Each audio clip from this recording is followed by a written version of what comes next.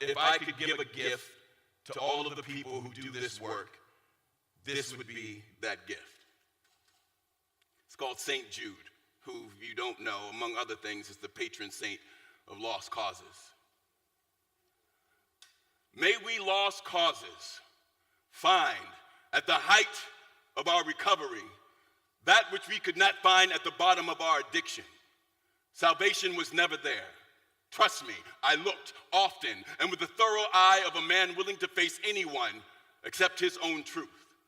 My truth, a relentless and unforgiving lover who always refused to play the role of mistress.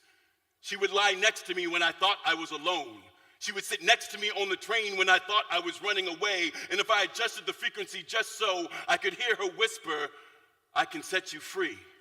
She was there the day I sat shaking in the kitchen of my drug dealer, waiting for him to go to sleep so that I might creep into his stash spot and put a Band-Aid over this bullet wound of an addiction. She was there the day the man who welcomed me in like father said like Christ to Judas with his eyes, "I know it was you." Selfish son with sinister intent and sinning fingers, stealing from the cash register his money, his trust, but somehow never his faith. She was there the day my closest friend stopped talking to me. He had been through this before and had recognized the signs and refused to be the recipient of yet another suicide note. She was also there the day I learned that what the world had taught me was a moral failing was in fact a disease, a poison, passed effortlessly through the veins of my family tree. She told me never forget.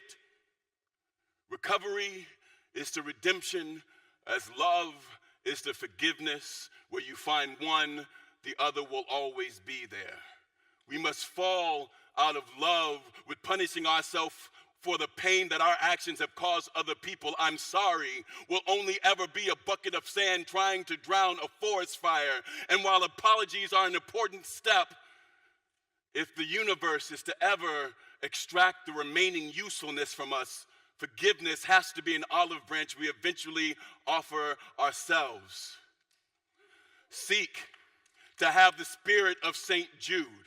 Let us use this light and this life and these words as a beacon of hope for anybody who has ever considered themselves a lost cause. We fight for the broken and the breakers, for the damaged and the damagers, for the feared and the fearful, so they know they are not alone, that we are all here hurting and healing together. We fight for the millions we've lost, for the families searching for purpose amongst the embers of lives extinguished far too soon, for the communities that are fighting against the system that has too long punished the crime instead of treating the disease, for those of us who are fighting within the system to change the system, to restore humanity, dignity to places too often sacrificed for the financial or political bottom line. Together, we can make this world the way we want it to be, not just by knowing what we are fighting against, but by knowing